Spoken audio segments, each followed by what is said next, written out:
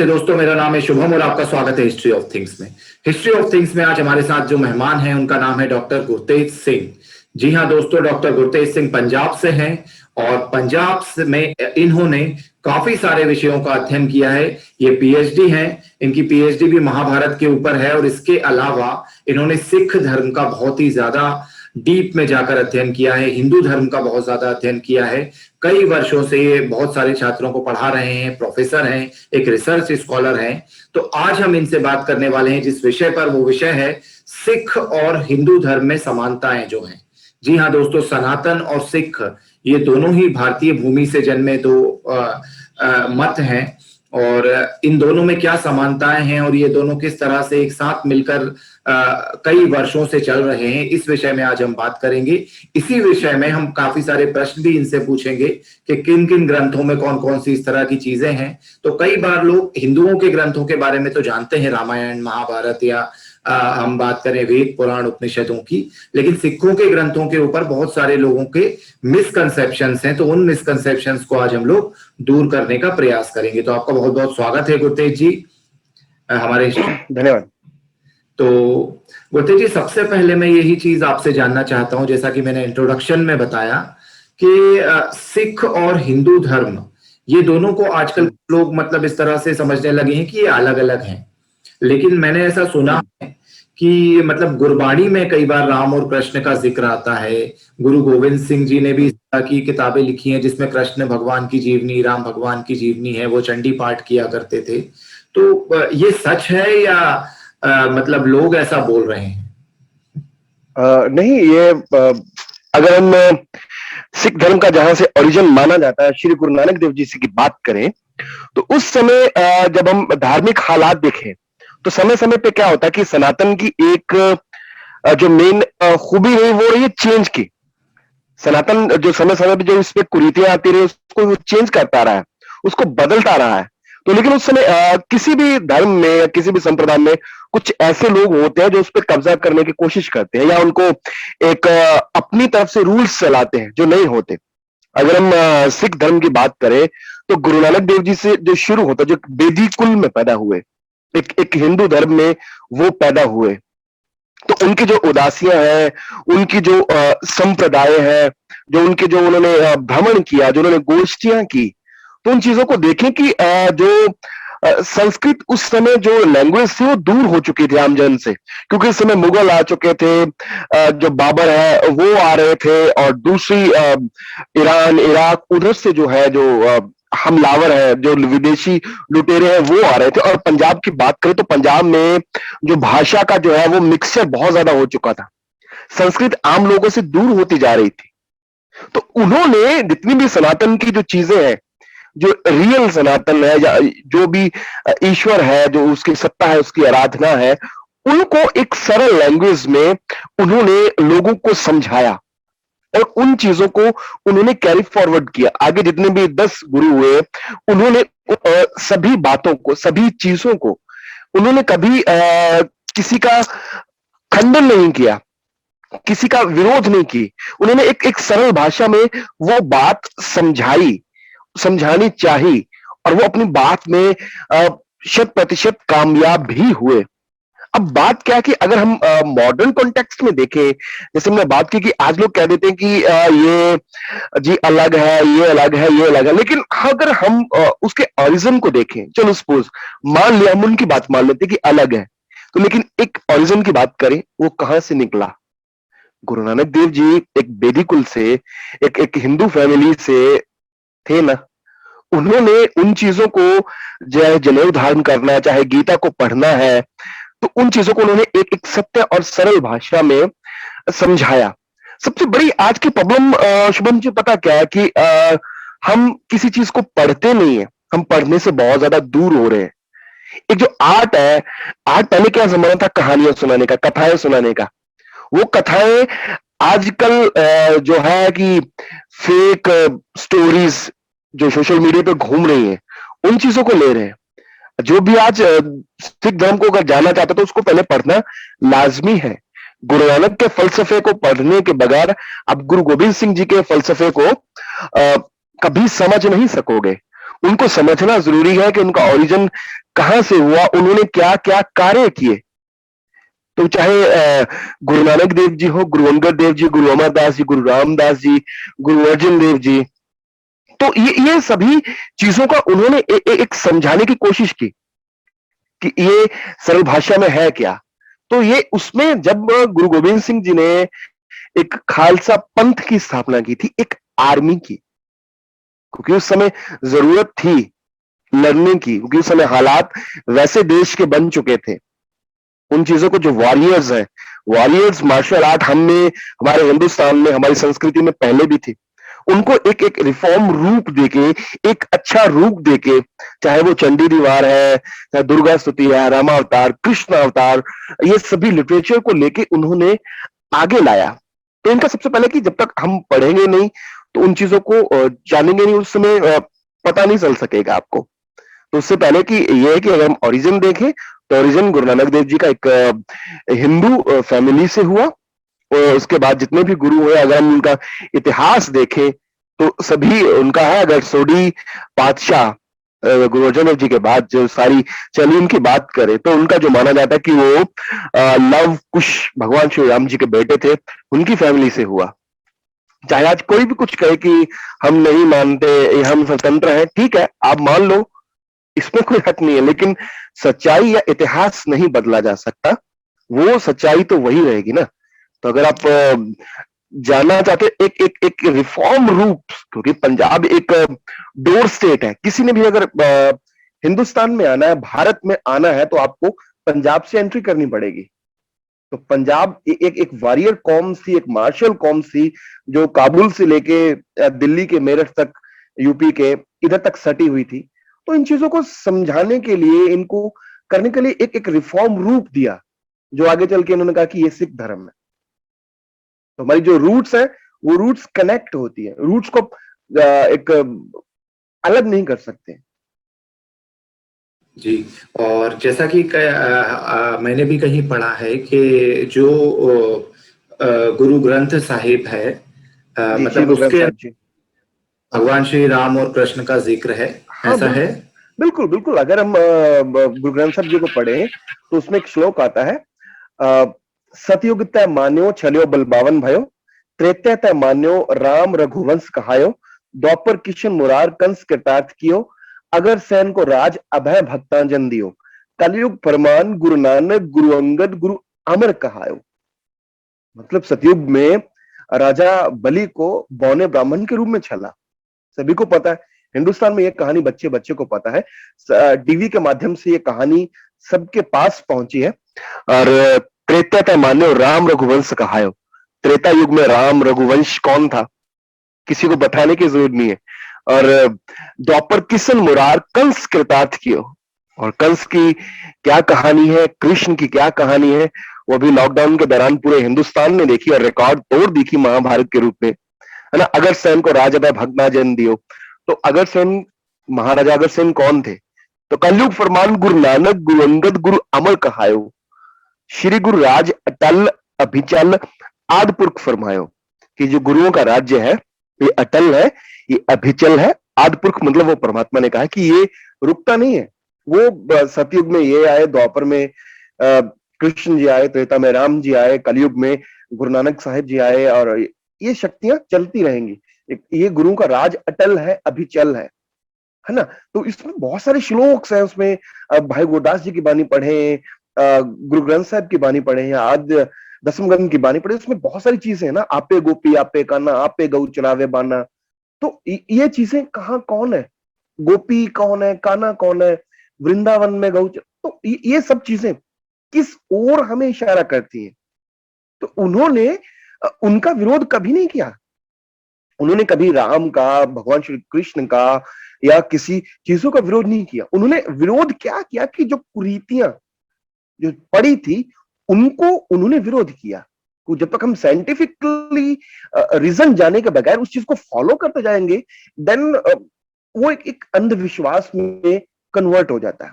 उन्होंने उनको वो चीजें जानने की लिए प्रेरित किया कि उनको पढ़ो, अगर पहले पढ़ोगे आप जानोगे नहीं तो कैसे होगा, बहुत सारी चीजें होंगी। क्योंकि जब वो उन्होंने हरिद्वार गए, गुरु नानक देव जी की बात करें, उदासियां की, वो मक्का गए, तो बहुत सारी चीजों की उन्होंने उन्होंने बहुत सारी गोष्ठियां की, उन्होंने बहुत सारे लोगों के साथ की गोष्ठियां की।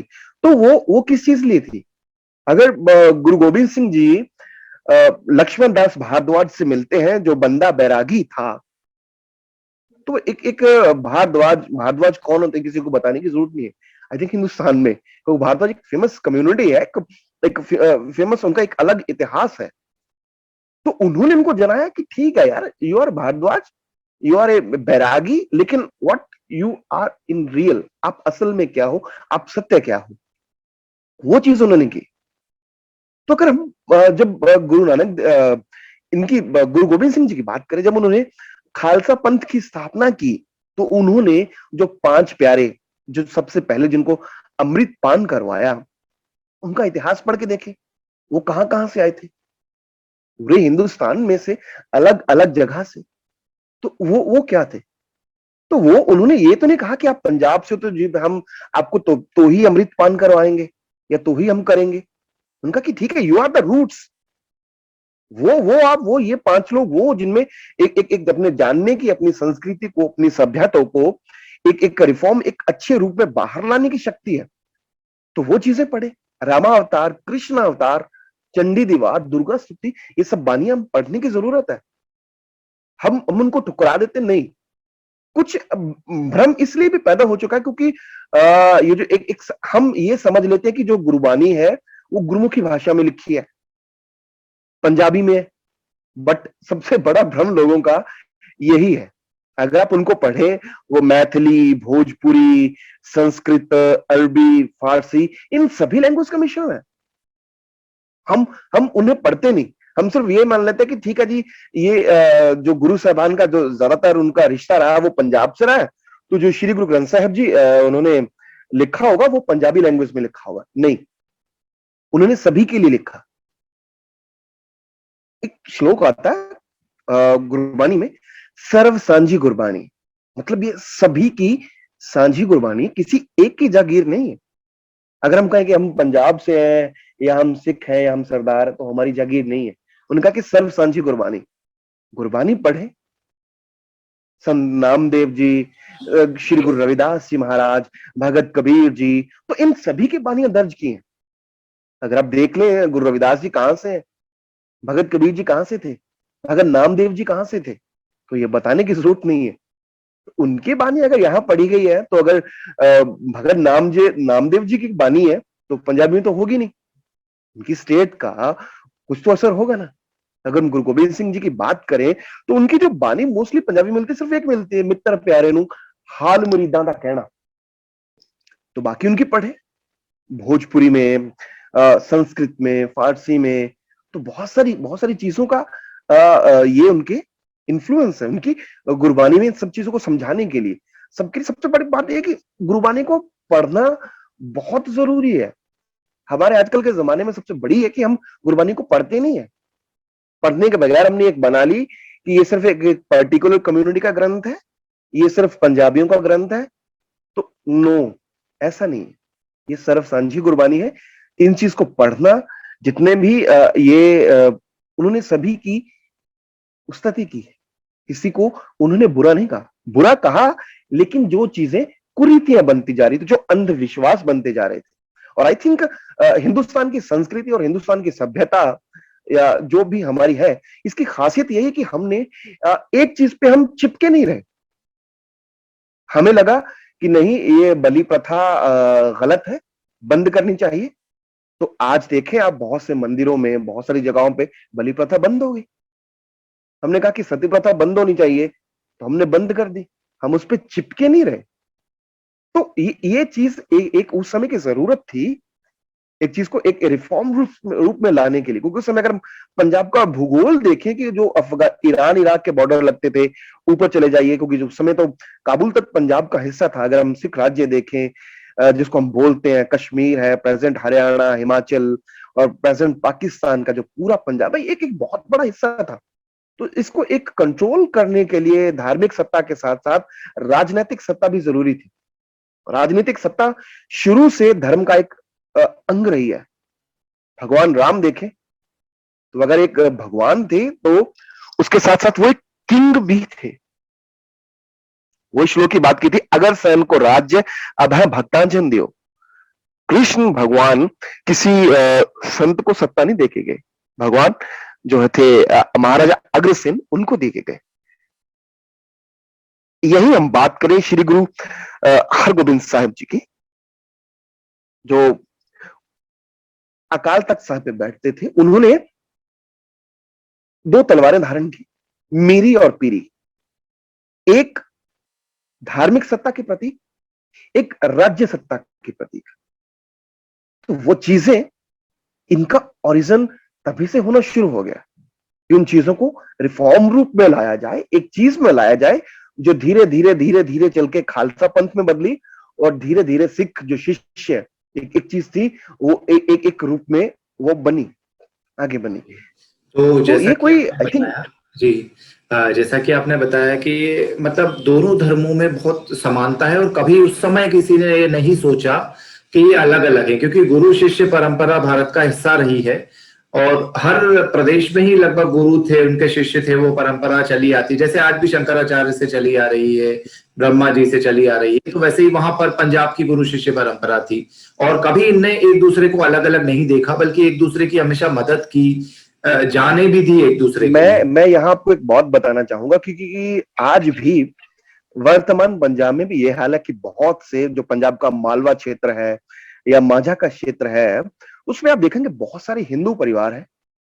वो दाढ़ी धारण करते हैं, पगड़ी बांधते हैं, टर्बन बांधते हैं, गुरुद्वारे जाते हैं, सब चीजें करते हैं। ये आज भी है, ये आज भी परंपरा हमारे पंजाब में है।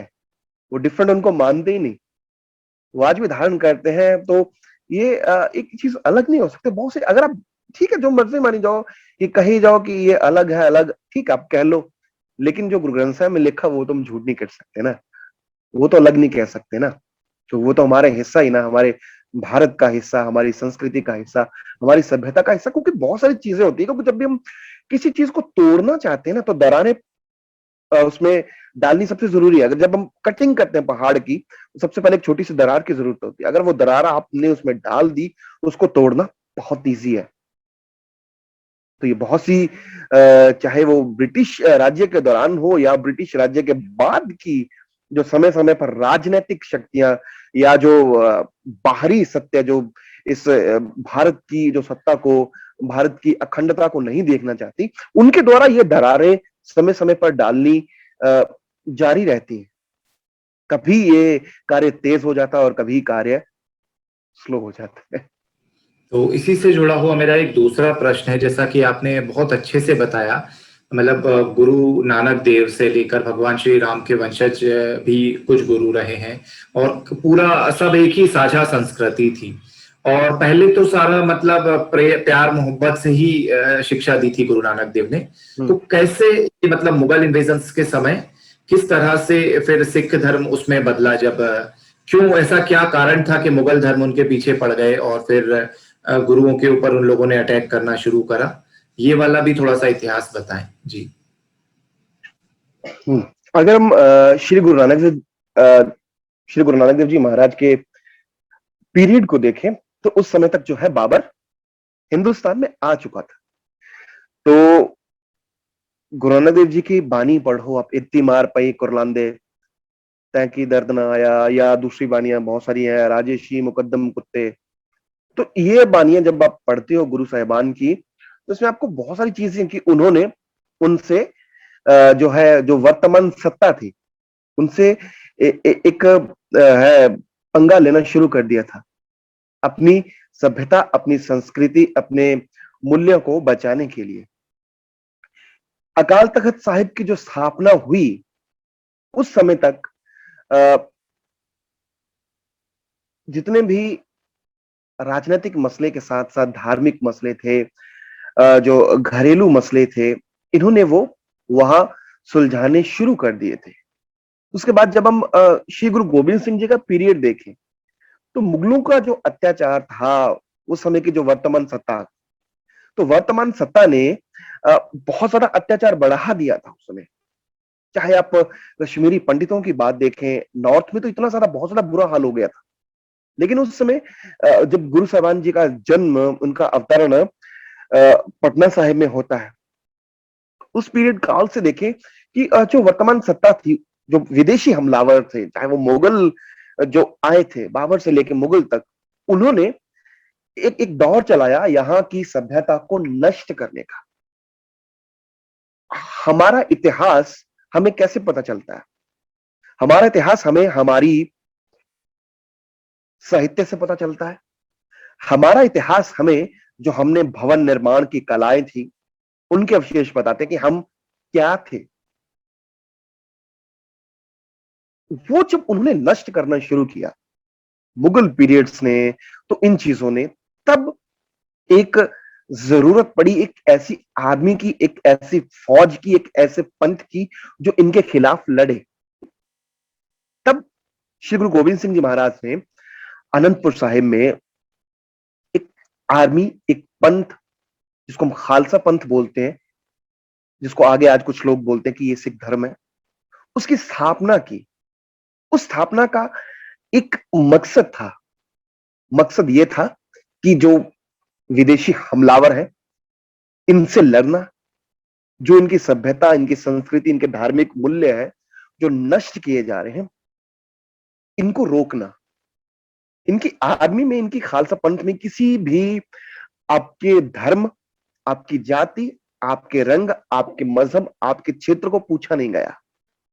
जो लड़ना चाहता है, जिसके अंदर जज्बा है अपनी सभ्यता को, अपने संस्कृति को, अपने धर्म मूल्यों का, एक सत्य की रक्षा करने का, वो इस आर्मी से जुड़ता गया। उन्होंने इन चीजों के जो है खिलाफ लड़े, चाहे वो मुगलों की है। अगर हम पांवटा साहिब की बात करें कि पांवटा साहिब से लेकर श्री मुक्तसर साहिब तक गुरु गोविंद सिंह जी ने जंगें लड़ी, तो वो किसके खिलाफ लड़ी?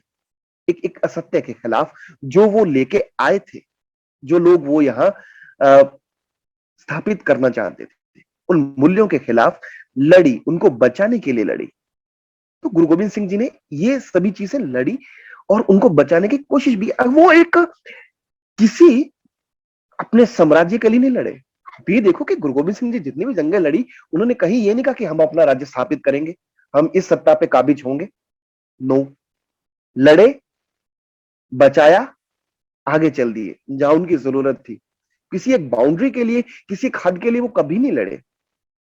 तो वो चीजें, इस चीज को बचाने के लिए सब चीजों को जरूरत पड़ी गुरु गोविंद सिंह जी को। तो इसके गुरु गोविंद सिंह जी के समय तक तो हम जानते हैं कि मतलब युद्ध शुरू हो गया था। उसके पहले भी मैंने सुना है कि दो गुरुओं की शहादत हुई थी। तो वो तो मतलब लड़ ही नहीं रहे थे, उनके ऊपर क्यों मुगलों ने हमला किया जबरदस्ती? वो तो मतलब दो चीजें होती है जी, हमने बात की थी। दो चीजें ना बहुत पावरफुल है, एक कलम और एक तलवार। कलम जब लिखती है ना, तो वो तलवार से ज्यादा तेज काटती है। तो जो गुरु गोविंद सिंह जी के पास थी, कलम भी थी, तलवार भी थी, क्योंकि तब बहुत पीक हो चुकी थी। अगर हम गुरु नानक देव जी से लेके गुरु हरगोबिंद साहिब जी तक देखें, जमाना था कलम का। गुरु ग्रंथ साहिब जी की रचना शुरू हो चुकी थी। जितने भी अन्य संत, भगत और ये थे, सभी की बानियों को एक आदि ग्रंथ लिखने का कार्य शुरू हो चुका था। उन चीजों को एक संकलन करना उन्होंने शुरू कर दिया था। तो ये सत्ता जो थी उस समय की वर्तमान, तो उनको ये अखरता था, क्योंकि वो लोग उनको पढ़ रहे थे। उनको पढ़कर जो है अपने आप में जो उनकी वो जागृति है, वो आ रही थी उनके अंदर, है ना। तो वो चीजें, क्योंकि अगर देखे, इन्होंने गुरु अर्जन देव जी को भी शहीद किया, गुरु तेग बहादुर जी को भी शहीद किया। तो बहुत सारे ऐसे गुरु हैं जिनकी इन्होंने शहादतें ली, क्योंकि ये चीजें थी ना। तो लेकिन तब ऐसा नहीं कि गुरु गोविंद सिंह जी के बाद ये सत्ता और ये जो धर्म की लड़ाई है, ये समाप्त हो गई। ये समाप्त नहीं हुई। गुरु गोविंद सिंह जी के बाद से लेकर बंदा बहादुर को हम नाम सुने। जब गुरु गोविंद सिंह जी महाराज यहां से पंजाब छोड़कर नंदेड़ साहिब चले जाते हैं, महाराष्ट्र चले जाते हैं। वहां श्री गुरु ग्रंथ साहब जी को संपादन करने का काम, उसको लिखने का, उनको पूर्ण करने का काम चलता है। तब पंजाब में बंदा बहादुर है जो जम्मू से संबंधित थे, तो वो उठते हैं। तो जिन्होंने साहेबजादों को शहीद किया, उनको नींव में चिनवाया, और जो बहुत सारी सत्ता थी, उनको लड़ने का काम शुरू हुआ। अब एक आपको इंटरेस्टिंग बात बताता हूं कि अ, सिख मिसलें हुई हैं बहुत ज्यादा। सिख मिसलों का एक अपना इतिहास है। पंजाब का अगर इतिहास देखें, पंजाब के जब मुगल खत्म हो रहे थे, ब्रिटिशर्स ने धीरे धीरे मिसले कलकत्ता की मतलब तरफ से आना। बटालियन जैसी होती है ना? हाँ, हाँ, इसलिए मतलब जैसे बटालियन होती है वही है, सेम। हाँ, राइट, राइट। हाँ, तो उस समय क्या था कि ब्रिटिशर्स ने कलकत्ता के जरिए, जब उन्होंने कलकत्ता शहर बनाना शुरू किया था, या दक्षिण से वो आने शुरू हो गए थे, क्योंकि उनको एक बहुत पता चल चुका था कि जो है ईरान, इराक या इस तरफ वाले एरिया ने जब पंजाब से आना शुरू किया, तो उन्हें मुश्किल हो चुका था, क्योंकि उस समय एक वॉरियर कौम बन चुकी थी यहाँ पे, जो उस समय की एक सब संपूर्ण थी। तो वो अपना उनसे पंगा लेना उन्होंने बहुत मुश्किल था।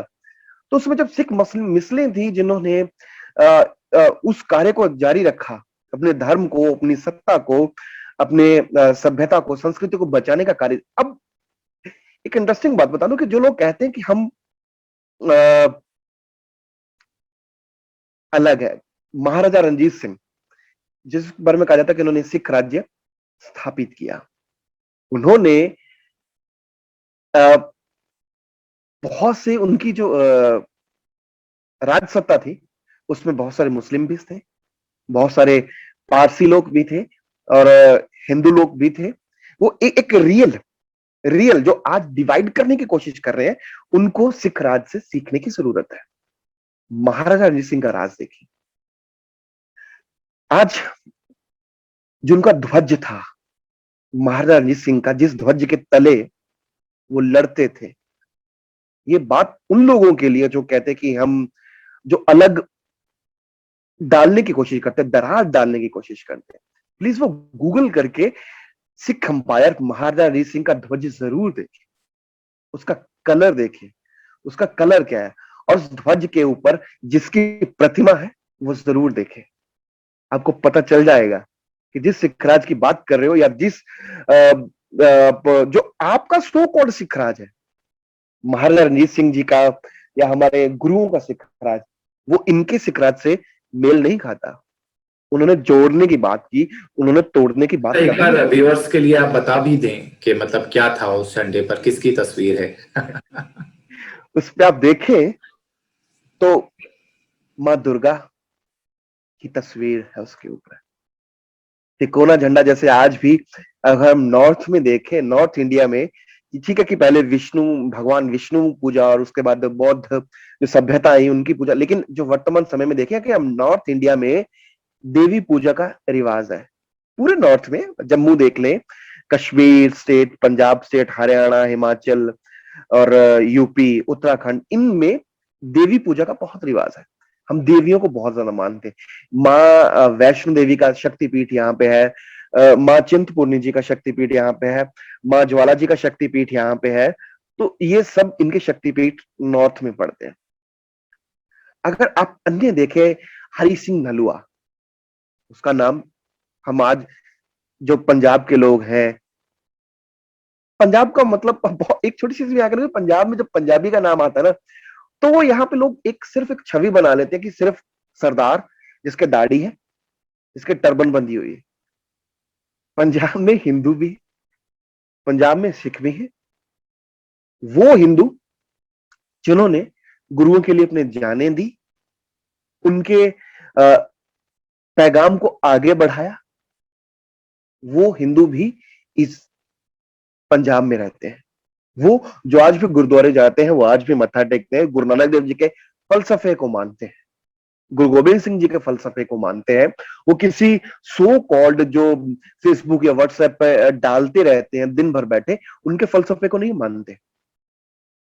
क्योंकि जब तक आप जिस दिन आपने गुरु गोबिंद सिंह जी को पढ़ लिया, श्री गुरु ग्रंथ साहिब जी को पढ़ लिया, उस दिन आप इन चीजों की बातों से तोड़ देंगे। अब बात कर रहे थे हम ध्वज की। जब आप गूगल करेंगे ना, आपको ये सारे ध्वज आपको मिलेंगे। नॉर्थ में जैसे हम माता रानी का ध्वज लगाते हैं, या श्री हनुमान, भगवान हनुमान जी का ध्वज लगाते हैं, लाल रंग का झंडा होता है, तिकोना सा, राइट, है ना। तो गोटा हम लगाते हैं सुनहरी कलर का, तो उसके ऊपर भगवान हनुमान जी का चिन्ह अंकित होता है, उनकी एक प्रतिमा अंकित होती है। तो ऐसे उनके ध्वज थे। तो सिख राज के दौरान महाराजा रणजीत सिंह के थे। उनके सिक्के देखें आप, ये किसी चीज से छिपा नहीं। गूगल पे आप गूगल करोगे, कॉइन्स, है ना, ड्यूरिंग जो है सिख पीरियड, महाराजा रणजीत सिंह के, ये सब मिलेगी। अन्य सिख मिसले हैं उनकी, जब अगर आप हरि सिंह नलुआ की बात करें और अदर्स है जो मिसले हैं, उनमें एक हिंदू धर्म में एक युद्ध की देवी है, कौमारी मोरवाह। वो देवी जो मोर पे बैठती है, जिसकी सवारी मोर है, वो युद्ध की देवी का है। उनकी प्रतिमाएं उनके ऊपर। तो आप ये देखिए, अगर हम ब्रिटिश पीरियड खत्म हुए कोई ज्यादा साल नहीं हुए, अभी 75 वर्ष हम अभी मनाएंगे, तो उनको पढ़ो ना आप। तो अगर हम बिना पढ़े बिना सुने चीजें बात करेंगे, तो ये तो मूर्खता वाली बातें हैं, हमसे अलग नहीं है। ठीक है कि अगर वो कहते कि हाँ जी हम सिख धर्म है, हम ठीक है, हमने मान लिया सिख धर्म है, नो इशू, हम मान लेते हैं आपको कि सब कुछ अलग। तो लेकिन जो हमारी विचारधारा है, विचारधारा तो ठीक है जी, कि मैं गुरतेज सिंह हो सकता हूं, आप शुभम वर्मा जी हो सकते हो, हम हैं तो हिंदुस्तानी ना। ठीक है, आप मध्य प्रदेश से, मैं पंजाब से हूं, लेकिन हम हैं तो हिंदुस्तानी ना। हमारा एक चीजें अलग हो सकती है, उठने का बैठने का ढंग अलग हो सकता है, लेकिन एक सिखिज्म बना के एक रिफॉर्म वे, उस समय के जो अगर वो देखे कि जो वो, मैं फिर वही बात कर रहा हूं कि जो एक चीजें जो दुष्प्रचार आ गया, चीजें कि सिर्फ हम एक एक हमने संस्कृत भाषा को एक अपनी लैंग्वेज बना दिया कि सिर्फ ये जी इनकी लैंग्वेज है, नो। तो एक जरूरत थी ना, उसको तोड़ थी ना, कि अगर आप नहीं पढ़ रहे या आप पढ़ने का समय नहीं मिला, क्योंकि उस समय अगर पंजाब के हालात देखें तो शुरू से लेकर अंत तक पंजाब में स्थिरता ही रही है। पंजाब में बैठने का मौका ही नहीं मिला ना इनको। अगर मैं पंजाब के जो हिंदू राजा थे हर्षवर्धन, उनकी काल से बात करूं, उसके बाद चाहे आपका बौद्ध पीरियड है, ठीक है जी, या उसके बाद जितने भी अन्य सभ्यताएं आती, तो पंजाब में तो अस्थिरता रही है ना। पंजाब में वो, इसमें साहित्य रचना और भवन निर्माण कला बहुत कम रही। तो लेकिन गुरु नानक देव जी की जो सबसे बड़ी बात थी, उन्होंने इन चीजों को एक बाउंड किया। साहित्य था, साहित्य को संग्रह किया। वो साहित्य जब महर्षि वाल्मीकि जी ने लिखा, वो रामायण बना, और आज हमारा धर्म ग्रंथ है। हम उसको पूजते हैं, हम उसको अपने हृदय से भी ज्यादा लगते हैं।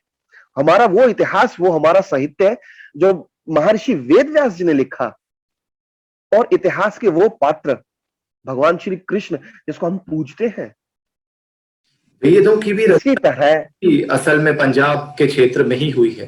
राइट, वेदों की रचना अगर हम बात करें तो सनातन संस्कृति। जो सनातन संस्कृति में वेदों की बात करें, तो सरस्वती जो नदी थी, उसकी जो सहायक नदी थी, घग्गर नदियां थी, तो वो पंजाब से होके जाती है। भाषा विभाग पटियाला ने एक बुक छापी थी जिसमें बताया गया था कि हाँ, कि जो ऋग्वेद की रचना हिंदुस्तान में हुई, पंजाब में हुई। सूर्यकुंड मंदिर है, वो कहाँ है? समाना में एक। तो बहुत सारी चीजें हैं, कुरिदने पे आओगे तो बहुत सी चीजें आएंगी। इसी तरह जो साहित्य रचा गुरु नानक देव जी से लेकर गुरु गोविंद सिंह जी ने, वो किसका रूप धारण किया? श्री गुरु ग्रंथ साहिब जी का। वो रामायण महाभारत की तरह हमारे धर्म का, हमारी संस्कृति का और हमारा अभिन्न अंग बन गया कि हम आज उसको पूजते हैं। लेकिन हमारी सबसे बड़ी गलती पता क्या है, कि हम उसको सिर्फ माथा टेकने तक सीमित रह जाते हैं। हम कभी रामायण को पढ़ते नहीं, हम कभी महाभारत को नहीं पढ़ते। सेम हाल ये है। अगर गुरु ग्रंथ साहब जी की रचना की, तो उन्होंने हमारे लिए कि आप पढ़ो भाई, इसको इसको जानो। जिस दिन हमने उसको पढ़ना शुरू कर दिया, हमने उसको जानना शुरू कर दिया, तो हम ये जो आज डिवाइडेशंस की बातें करते हैं ना, तो ये हमारी चीजों से निकल के आ जाएंगी। अभी मैं बात करूं पंजाब का जो वर्तमान माहौल चल रहा है डिवाइडेशंस का, जो चला रहा है, जो संस्थाएं चला रही हैं, जो देश चला रहे हैं, वो किसी से छुपा नहीं है। उनके जो प्रोपेगेंडास है सबको पता है। कहां से चलते हैं, किन देशों से चलते हैं, ये भी सबको पता है। जो हमारे भोले भाले युवा हैं, उनको भटकाकर जेलों में बंद करवा देना और फिर बाद में पूछना ना, ये भी किसी से छुपा नहीं है। किस किस ने पंजाब को जलाने की कोशिश की, वो हमें सबको पता है। जब हम कहते हैं ना कि किसी को बात की थी कि तोड़ना है, तो उसकी संस्कृति को, उसकी सभ्यता को, उसकी रूट्स को तोड़ दो, वो खत्म हो जाएगी 1 साल में, 2 साल में, 10 साल में। तो गुरु ने लड़ाई लड़ी, जो उन्होंने ये लड़ाई, ये तो थी अपनी संस्कृति, अपनी सभ्यता, अपने अध्यात्म को बचाने की। पंजाब की बात करें तो सबसे पहले जो पंजाब की रूट्स थी, जो एक हिंदू सिख एकता की जो मिसाल बने हुए थे, हिमाचल प्रदेश आजादी के कुछ दशक बाद तोड़ दिया। जितने हमारे शक्तिपीठ थे, जितनी हमारी धार्मिक मान्यताएं थी, वो कहां गई? वहां पे हिमाचल प्रदेश में। दूसरा बड़ा केंद्र हमारे पास बचा था वर्तमान हरियाणा, जो इस पंजाब का पार्ट, कुरुक्षेत्र का वो एरिया जो दिल्ली के साथ सटता है, वो एक मार्शल्स कॉम जो इन सभ्यता को बचा के हटी, तोड़ा गया हरियाणा के रूप में, हिमाचल प्रदेश तोड़ दिया। अब जो वर्तमान पंजाब बचा, तो इसको तोड़ने की साजिशें कैसे चल रही हैं? वी आर सेपरेट कहां से चल रही हैं? कौन सी राजनीतिक पार्टी करवाती है? हमें बताने की जरूरत नहीं है। 84 के दौर की बात करें, क्या हुआ, किस तरह से हुआ, किस राजनीतिक पार्टी ने करवाया, किस राजनेता या राजनेत्री ने करवाया, किसी को बताने की जरूरत नहीं। आज के इस गूगल के जमाने में, इंटरनेट के जमाने में, जो 5G चलने की बातें हो रही है, तो ये चीजें छुपी थोड़ी ना, बहुत सारी बुक्स मिलती हैं। तो इन चीजों को समझने की जरूरत है। अब आप ये देखिए, एक बड़ी बात, एक पॉलिटिकल पार्टीज, राजनीतिक पार्टी ने जो कांड करवाए, उसको रंग क्या दिया गया? Hindu versus Sikh, right? तो किसी पॉलिटिकल पार्टी का धर्म होता है, जैसे वो काम करते, पॉलिटिकल राइट्स थे वो, और एक प्रधान पॉलिटिकल राइट्स क्या होने के बाद उनके लोगों ने, समर्थकों ने हत्याएं की थी। उसको पूरा ब्लेम किया गया कि हिंदुओं ने सिखों को मारा, जबकि वो पर्टिकुलर हिंदू नहीं थे, वैसा नहीं था। वो हिंदुओं ने सिखों को मारा था, वो एक पर्टिकुलर पार्टी के लोगों ने सिखों को मारा था। तो अगर आप पंजाब में आज भी आकर बात करें, तो पंजाब में आपको बहुत सारे ऐसे सिख परिवार मिलेंगे जिन्होंने हिंदुओं को बचाया उस दौर में भी, और बहुत सारे हिंदू परिवार ऐसे जिन्होंने जो सिख परिवार थे, उनको अपने घर में शरण देके, अपने परिवारों को बलिदान देके बचाया। दोनों ने एक दूसरे को बलिदान देके बचाया। और उसके आज लोग बात कर रहे हैं, मूवमेंट चला था जिस समय पंजाब के अंदर सिख लोग भी हिंदुओं को वो अटैक कर रहे थे। उसमें भी ऐसा नहीं है कि पूरे सिख शामिल थे, उसमें भी काफी सारे सिखों ने हिंदुओं की रक्षा की, और उन्हीं ने उन सिखों को भी जेल में डलवाया। अपने अपने बच्चों तक को आर्मी के लोगों ने मारा था जो खालिस्तान से जुड़े थे और गलत काम कर रहे थे। तो हिंदू और सिख दोनों राइट बिल्कुल नहीं है। नहीं, ये और गुरु शिष्य जी, हिंदू जैसा कि आपने बताया, हिंदू सिख राइट तो ये बिल्कुल थे ही नहीं। ये वाला जो है आज कि वाल्मीकि जी जब आए थे एक गुरु के तौर पर, तो उन्होंने, मतलब वेद व्यास जी की यदि मैं बात करूं वाल्मीकि जी के बाद, तो वेद व्यास जी ने एक समय में 4 वेद करे थे, जो एक वेद था उसके 4 कर दिए थे ताकि समाज में जाए। तो वो एक चेंज उन्होंने किया था। इसी तरह से जब आदि शंकराचार्य आए तो उनने पंचायत पूजन शुरू की, 5 भगवान एक साथ बिठाकर सबको एकता समानता में लाना। उसी तरह से पंजाब में गुरु नानक देव आए। गुरु नानक देव ने कुछ कुरीतियों को दूर करा और बाकी समाज को वापस से एकजुट करने का प्रयास किया। तो मतलब ये गुरु शिष्य परंपरा तो सदियों से चली आ रही थी और कभी किसी ने ऐसा नहीं माना कि ये गुरु हमसे अलग हैं। तो हर स्टेट के इस तरह के गुरु रहे थे और उनकी परंपरा थी, और ये सभी एक सनातन साझी भारतीय संस्कृति का हिस्सा थी।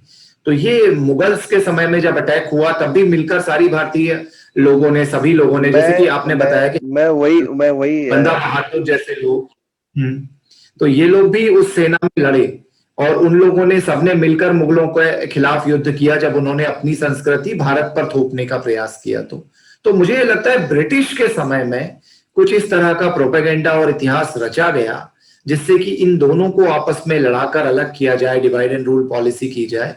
क्योंकि उसके पहले मुझे ऐसा नहीं दिखता कि हिंदू सिख, मतलब वो अलग रिलीजन की भी बात ये दोनों में से ही कोई नहीं करता है। इवन अभी राम मंदिर के लिए भी हम लोगों ने जो देखा वो पहली लड़ाई सिखों ने लड़ी थी, हिंदुओं ने नहीं।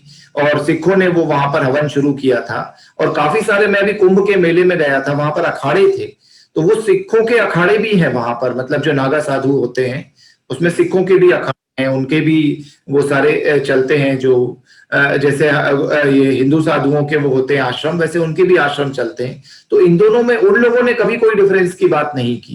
ये डिफरेंस की बात आती है अमेरिका से, कनाडा से कुछ किताबें आती हैं भारत में जिसके अंदर कुछ उल्टा सीधा लिखा होता है, और वो बहुत भी सारी वीडियोस, बहुत सारे बयान रहते हैं। वही तो तो लोग उस पर पता नहीं क्यों भड़क जाते हैं। आपने एक बात बहुत अच्छी कही कि वो अपनी किताबें नहीं पढ़ रहे। गुरु गोविंद सिंह जी ने राम और कृष्ण का चरित्र लिखा है। गुरु ग्रंथ साहिब में इतने सारे भगवानों के भी नाम हैं और दोनों की साझा संस्कृति की बात हुई है। गुरु तेग बहादुर जी का भी एक वो किस्सा है कि जब उनको शहादत हुई थी उसके बाद उनका सर जब ले जा रहे थे तो हरियाणा में एक दाहिया करके एक दादा थे, तो वो दादा ने अपना सर काट के रख दिया था और ताकि वो मुगल सेना उनके सर को ले जाए और गुरु जी का सर पंजाब तक पहुंच जाए। तो हिंदू और सिखों में तो इतना प्रेम, इतनी ज्यादा वो एकता थी कि ये एक दूसरे के लिए जान देने तैयार थे। तो ये अचानक से पैदा करने का काम रिसेंट ईयर्स में हुआ है, आफ्टर 1900। जी जी, आप कुछ बता रहे थे। मैं आपको वही वही बता रहा था कि आज भी पंजाब में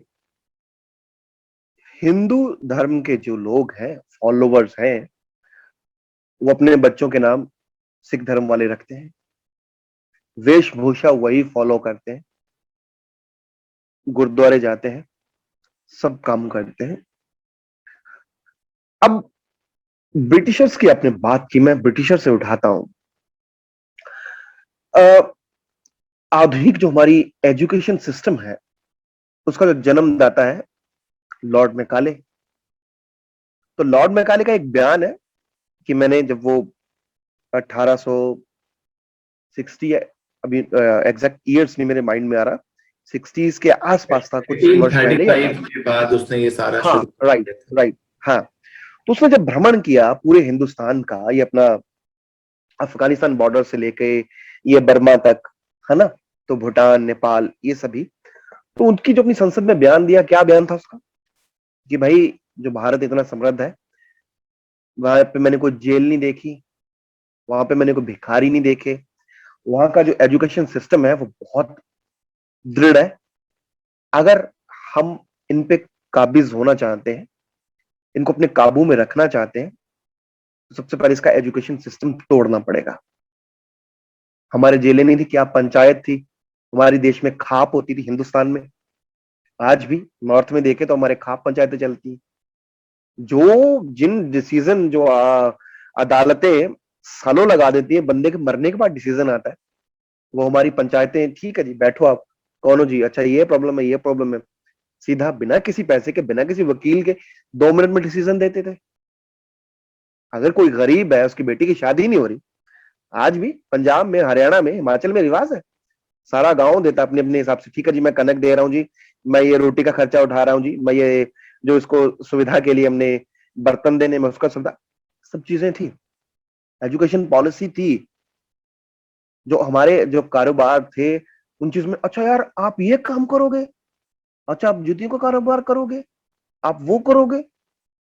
हीनता भरी गई। लेकिन आज जिनके पास वो कारोबार है वो हम देखते हैं। ब्रिटिशर्स ने सबसे पहले जितने हमारे धर्म ग्रंथ थे, मैक्स मूलर जैसे विद्वान, सो कॉल्ड विद्वान, मेरी नजर में विद्वान नहीं है वो, मैक्स मूलर जैसे लोगों ने पहला काम हमारे धर्म ग्रंथों को उसमें तोड़ने का, उसमें मिलावट करने का काम किया गया। यार वो मैक्स मूलर जैसे जो विद्वान अपने इंग्लैंड, आयरलैंड, स्कॉट, उस धरती से आए हैं, उनको यहाँ के संस्कृति, जो हमारी संस्कृति है, जो हमारी संस्कृत भाषा है, इतनी आसानी से कैसे समझ में आ गई कि उन्होंने मनुस्मृति का अनुवाद कर दिया, श्री रामायण का अनुवाद कर दिया, श्री महाभारत का अनुवाद कर दिया। कहां से? हम लोग, मैं वही बात कहता कि हम पढ़ते नहीं। जब तक हम पढ़ेंगे नहीं तब तक हम कढ़ेंगे नहीं। हमने बिना पढ़े उनकी पढ़ी, अच्छा जी ये कर दिया, ये कर दिया, आज हम ये तो पढ़ते हैं जी, हाँ जी, वन नाइट इन मून, फला, हाफ गर्लफ्रेंड, ये वो फ्रेंड। महाभारत कौन पढ़ेगा? श्री गुरु ग्रंथ साहिब कौन पढ़ेगा? जो आपको चाहिए, डांस, ड्रामा, रोमांस, युद्ध, षड्यंत्र, वो सब इन ग्रंथों में मिलेगा आपको। और ये आपको तोड़ेंगे नहीं, आपको जोड़ेंगे। तो इन चीजों से सबसे मालूम है आपको, पहला, मतलब नॉर्थ इंडिया में एक भ्रम फैला रखा है कि महाभारत तो घर में ही नहीं रखनी चाहिए, मतलब उससे नहीं डर। नहीं नहीं, ये मतलब जानबूझकर, क्योंकि भारत का इतना बड़ा इतिहास उस ग्रंथ के अंदर था, तो अंग्रेजों के समय में ये भ्रम फैलाया गया, जिसको मतलब अनफॉर्चुनेटली भारतीयों ने भी मान लिया। और मेरे खुद के कुछ पढ़े लिखे दोस्त हैं जो बोलते हैं महाभारत घर में से मौत हो जाती है, लड़ाई हो जाती है, जबकि भारत का इतिहास बच्चे ना जाने प्राचीन, इसलिए इन लोगों ने ये भ्रम फैलाया था अंग्रेजों के समय में और उसके पहले भी। मैं आपको बताता हूँ जी, ये श्लोक मैं आपको भेजूंगा। अभी एग्जैक्ट श्लोक मेरे को माइंड में नहीं आ रहा। तो वेद व्यास जी महाभारत में स्पष्ट कहते हैं कि हर व्यक्ति को महाभारत प्रतिदिन, प्रतिदिन उन्होंने शब्द यूज किया, सुनना चाहिए, पढ़ना चाहिए। ठीक है जी। अगर आप पढ़ नहीं सकते, सुन नहीं सकते, किसी बंदे को बोल दो वो आपको सुना दे। हर घर में महाभारत होनी चाहिए। अब आप प्रेजेंट टाइम देख लो, ये आपकी कैम्ब्रिज यूनिवर्सिटी है, ठीक है, जितनी भी विश्व की बड़ी बड़ी यूनिवर्सिटीज हैं, इनमें रामायण महाभारत पे स्टडीज करवाई जाती है। उनको पढ़ाया जाता है कि इनका वे कैसा है। चाइनीज में, अरेबियन भाषा में भगवत गीता का अनुवाद हो रहा है। उनके यूनिवर्सिटीज में ये महाभारत की स्टडी करवाई जा रही है। अगर हम देख लें, ये आपका ये थाईलैंड है, कंबोडिया, जावा, बाली, चाहे आज ये एक पर्टिकुलर कम्युनिटी के मुल्क बन गए, लेकिन आज भी रमजान को छोड़ के, रमजान के जो मंथ है उसको छोड़ के बाकी सारा दिन रामायण महाभारत होती है। उनकी शादियों का ये किस्सा है, वो सुनाई जाती है उनको शादियों से पहले। दूसरी यूनिवर्सिटी, जितनी भी यूनिवर्सिटी उनमें पढ़ाई जाती है। आप हिंदुस्तान में मेरे को एक यूनिवर्सिटी बता दो जहां पे रामायण महाभारत का डिपार्टमेंट हो। नहीं। मैं कभी कभी ना खुद पे बहुत शर्म महसूस करता हूं। मैं अपनी बात करता हूं, मैं पंजाबी यूनिवर्सिटी पटियाला से पास आउट हूं। मास्टर थिएटर एंड टेलीविजन में मेरी वहां से है। जब हम पढ़ने गए तो दुनिया का सबसे बड़ा एपिक महाभारत को माना गया है। विदेशों के दो बड़े एपिक हैं पाश्चात्य, ओडिसी और एलियाड। उन दोनों को मिला दे, दोनों महाकाव्यों को, तो भी वो महाभारत के आदि पर्व से बड़े नहीं है। जो शर्म की बात यह है कि जब हम स्टडी करने गए तो हमें 2 साल में महाभारत का एक श्लोक भी नहीं पढ़ाया गया कि भाई साहब ये आपका एपिक है, ये आपकी इतिहास है, मिथिहास है, कुछ भी आप बोलो। मैं इतिहास मानता हूं, आप वो लोग मिथिहास मान सकते हैं। हमें नहीं पढ़ाया जाता, हमारी स्टडी का अंग ही नहीं बनाया जाता। पता नहीं क्यों हम डरते हैं। अब आप ये देख लो कि जब महाभारत की पहली स्क्रिप्ट रीडिंग हुई, पंजाब में हुई, तक्षशिला में हुई, और आज पंजाब में आपको एक भी यूनिवर्सिटी में महाभारत की जहां स्टडी होती हो वो चीजें नहीं मिलेंगी।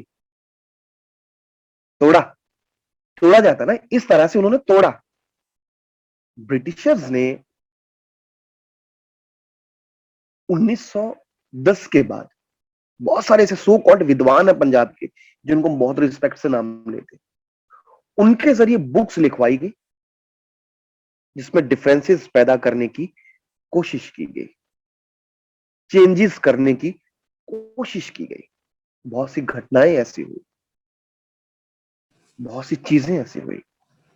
आज भी क्या दौर चलता है, जब 1984 हुआ, देखो राजनीतिक सत्ता ने, एक राजनीतिक पार्टी ने एक संप्रदाय की, एक कम्युनिटी की नस्लकुशी करने की कोशिश की।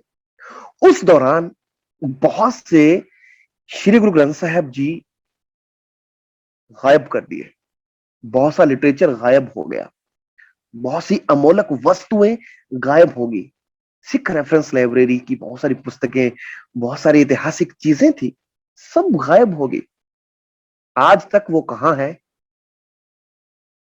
कोई जवाब नहीं दे पा रहा। आज से 10 साल बाद कुछ भी कर सकते हैं, वो मिलावट कर सकते हैं उसमें। जो चीजें गुरु ने लिखी वो, जो एक एक चीजें तोड़ने की कड़ी समझी ना आप, कड़ी तोड़ने की, एक चीज को तोड़ने की कैसी की, तो ये चीजें हुई। नाम दे दिया जी ये हिंदू वर्सेस सिख है, क्यों भाई? तो ये यहां से चीजें हुई।